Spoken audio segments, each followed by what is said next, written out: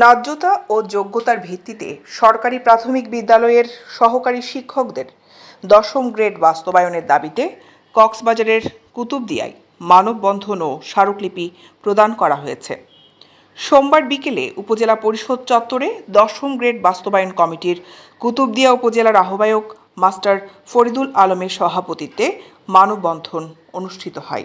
১০ম grade বাস্তবায়ন committee Kutubdia উপজেলার সদস্য সচিব মাস্টার হাসান শরীফের সঞ্চালনায় মানববন্ধনে মীর হোসেন শামসুল আলম, মোস্তান মাহমুদ, মোশাররফ সাইফ খালেদ, শমশের নেওয়াজ মুক্তা, গিয়াস উদ্দিন, মাইমুনুল হক বক্তব্য রাখেন। এ সময় বক্তারা সরকারি প্রাথমিক বিদ্যালয়ের সহকারী শিক্ষকদের যোগ্যতার ভিত্তিতে ১০ম গ্রেডে উন্নীত করার দাবি জানান।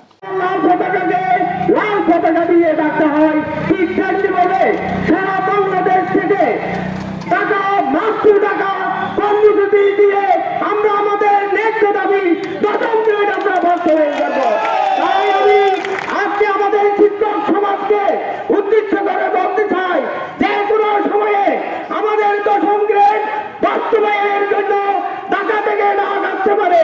আমরা প্রস্তুত থাকবো।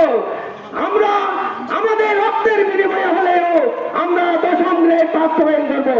আজ তাই আমাদের সাথে ঢাকা বিশ্ববিদ্যালয় থেকে শুরু করে বিভিন্ন বিশ্ববিদ্যালয়, বিভিন্ন জেলা উপজেলার সম্মানিত উপজেলা শিক্ষক মহোদয় সহ বিভিন্ন প্রশাসন লোক একত্রতা প্রকাশ করেছে।